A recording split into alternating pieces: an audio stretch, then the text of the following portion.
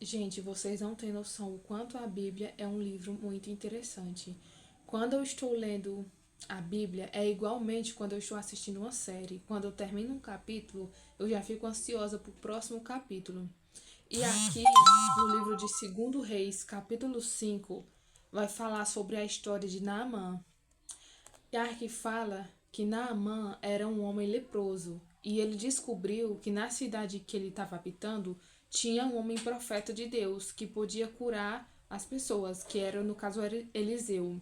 E aí quando ele foi até Eliseu, ele pensava que era só chegar lá e o profeta ia colocar a mão na cabeça dele, ia invocar o nome do Senhor e ele ia ser curado. Só que quando ele chegou lá, foi completamente diferente. A Bíblia diz que Eliseu mandou ele mergulhar nas águas do Jordão 7 vezes para ele ser curado. E ele voltou indignado, porque, como ele mesmo disse, ele achava que era só chegar lá e ele ia invocar o nome do Senhor e ele ia ser curado. Mas lá no versículo 9, 10 e 11 diz: Veio, pois, Naamã com os seus cavalos e com o seu carro e parou à porta da casa de Eliseu. Então Eliseu lhe mandou um mensageiro dizendo: Vai e lava-te 7 vezes no Jordão, assim a tua carne será curada e ficarás purificado. Porém Naamã muito se indignou e saiu dizendo: Eis que eu dizia comigo, certamente ele sairá, pôr-se em pé, invocará o nome do Senhor seu Deus, passará a sua mão sobre o seu lugar, o restaurará leproso. Só que foi completamente diferente. Mas aí ele se indignou porque ele pensava que era uma coisa bem rápida. Então, às vezes eu mesmo penso assim também.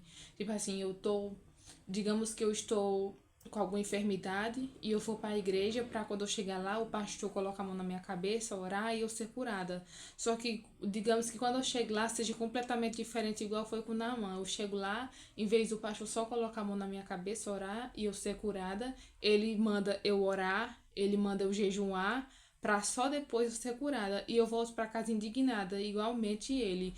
Porque as pessoas não querem passar pelo processo, elas só querem a bênção. Mas mesmo assim, ele indignado, ele foi lá no Rio Jordão, mergulhou 7 vezes e foi curado.